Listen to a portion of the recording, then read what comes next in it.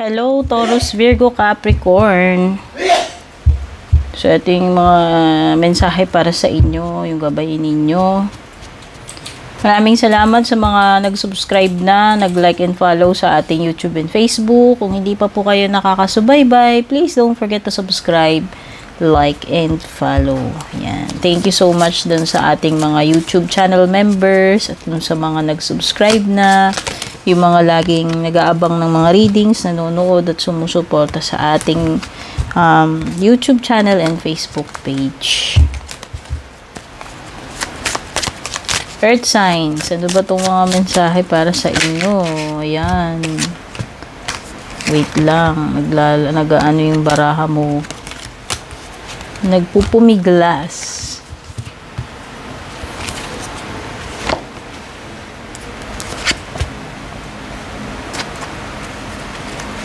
Merong Gemini, Libra, Aquarius energy. Meron din, yes, strong energy ng air sign. Gemini, to be exact. Meron ka ring Taurus energy na kapareho mo. Or baka ikaw yan. Water sign, meron din. Cancer, Scorpio, Pisces. So, to be exact, ito Pisces.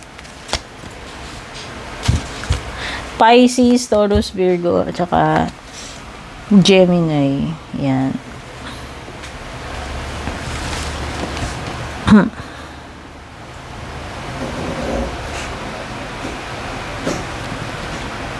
Okay, parang may nasa-sense akong frustration dito. Taurus, Virgo, Capricorn, Earth signs about your progress. Kasi parang meron ka ditong you have the Judgment card na parang ikaw, contemplating or evaluating kung ano na ba yung naging progress mo. No? And nakikita ko parang hindi ka ganun ka-happy or successful sa paningin mo. It's based on how you think dito sa iyong current na progress. Yun yung assessment mo So, pwedeng some of you hindi kayo frustrated Yan, you have the 9 of Swords. You have the 7 of Pentacles, no? Na parang you are looking back on what you have achieved. Okay? Pero yun na nga, parang there's an air of frustration, no? Parang hindi kayo happy based dito sa inyong cards, no? Kasi meron kayong mga nakikita ko meron kayong mga ambitions dito. So, hindi ko lang alam kung at some point nagkaroon kayo ng frustration kasi hindi nyo natupad yung ambition ninyo or naging unsuccessful kung ano man itong mga goals ninyo or ginawa ninyo in the past. So, pwedeng yun yung pinagmumulan ng frustration mo, no? Na until now, pwedeng hindi mo pa rin natutupad itong mga dreams na to or ambitions na ito na meron ka. Okay? So, masabi ko lang, huwag ka masyadong maging hard sa sarili mo. 'Di ba? Hindi pa naman too late para, ma-achieve itong mga, itong ambitions mo. Pwede pa naman, 'di ba? Sino naman may sabi na too late na? Yun lang, siguro baka masyado kang perfectionist or meron kang certain na time frame, yan, na dapat by ganito, ganito na ka-successful. May mga tao kasing ganun. Baka ikaw, isa ka doon. Kaya siguro, or baka naman na, na i-compare mo itong progress mo sa mga kilala mo. Syempre tayo magkakaiba-iba tayo ng facing. Hindi natin dapat kinukumpara yung natin, yung face natin sa iba. Kasi pwedeng sa kanila, dumating sila sa ganitong stage na mabilis. Kanya-kanya tayo ng kanya-kanya tayo ng timing, kumbaga. Ano pa ba? Pwedeng iba sa inyo dito. Frustrated kayo kasi hanggang ngayon, wala pa kayong family. Pwedeng iba sa inyo, matandang dalaga, matandang binata na.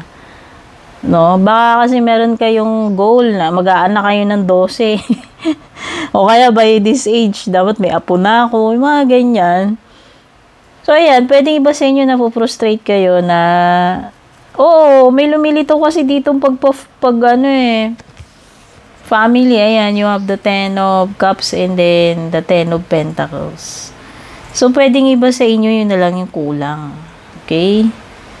Pero nakikita ko dito with the Knight of Swords, huwag kang magmamadali. Especially sa pag-aasawa, sa pagpa-partner. Mahirap yung ganyan. Diba? Lahat naman, sabi ko nga, may timing eh. Kaya lang siguro baka yung iba sa inyo nagka-cramming na kayo, natataranta na kayo, habulin yung kalendaryo, baka iba ganyan. Parang nagmamadali na kayo. Siyempre baka iba umiidad na rin, hindi na bumabata, no? Okay.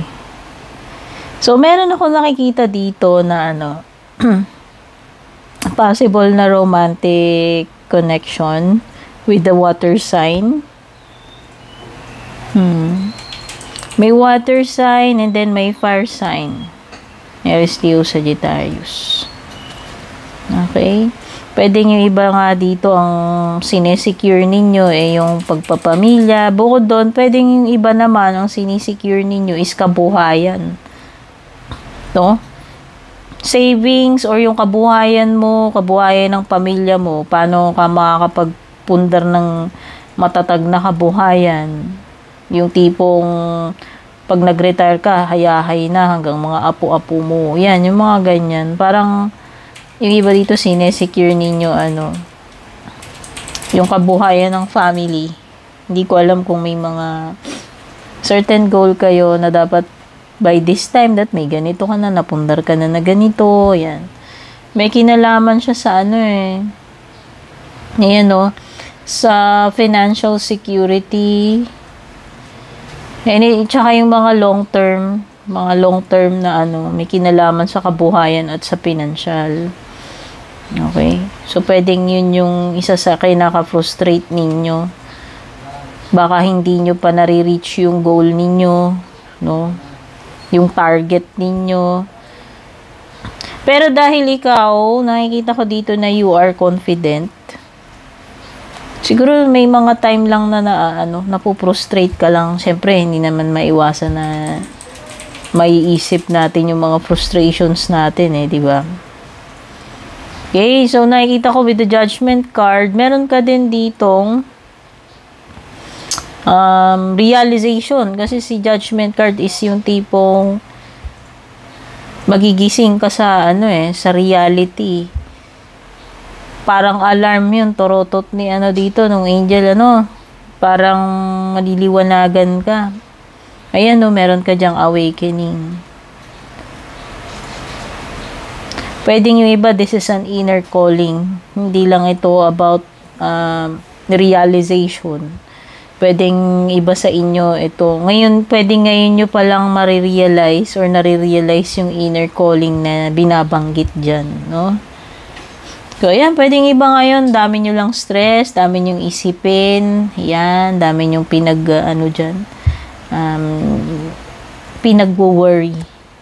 So, ayan, wala kayong hindi ko alam kung ano tong mga nagpapa-problematic sa inyo. Pero, pagdating naman sa family mo, ibig sabihin sa mga kapatid mo, mukhang maayos naman. So, mukhang meron naman ditong mga in terms ng sa pamilya mo, yung mga kapatid mo, magulang mo, mukhang masaya naman kayo, kompleto. Siguro kulang na lang talaga sa iyo asawa, anak, para dun sa mga iba dito. Pwedeng yun na lang yung gusto ninyong ma-secure. Okay? Pwede nyo na lang yung kulang. Ayun na nga, may sumusulpot nga ditong water sign, fire sign, air sign. Yan. Possible na meron. Kasi parang meron ditong Parang meron ditong gustong mag-express ng ng nararamdaman niya sa iyo. Okay?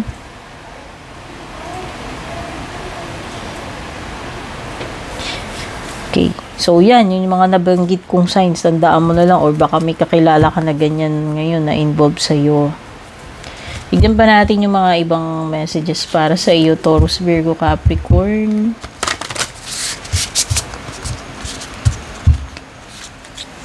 Yung iba may inaabang-abangan kayo dito. Something na ininvest ninyo or itinanim. Ibig sabihin, sinimulan ninyo, tinanim ninyo, and inaalaga-alagaan ninyo hanggang darating yung time na aanihin nyo yan. With the 7 of Pentacles, no? So, yan. Yung iba meron kayo ina-expect na reward dyan sa inyong pinaghirapan.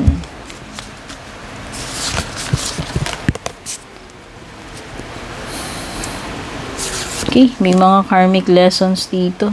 Guides. So, mukhang meron kang assistance na nare-receive from your ancestors or itong mga guides mo. No? Meron kasi ikaw dito, ayan, present assistance.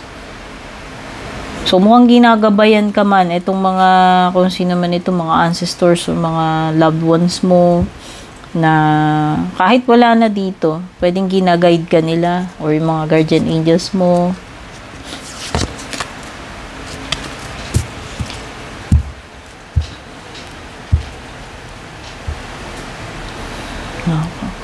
Truth and connection. Wow. So, meron kang parang divinely guided ka nga. Mukhang grounded naman yung mga energies mo dito. Ayan, ito na yung Angels of the 7 Chakras.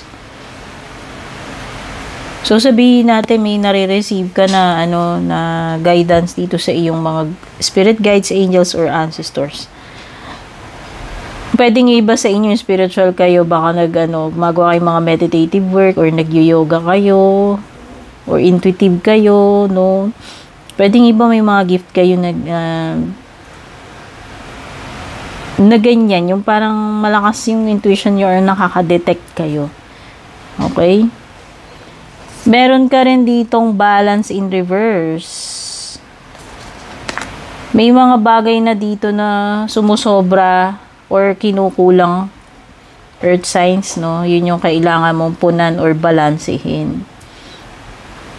Pwedeng ikaw yan, may mga bagay na nasusobrahan ka or kulang, or meron nitong mga tao na lumalagpas sa boundaries nila.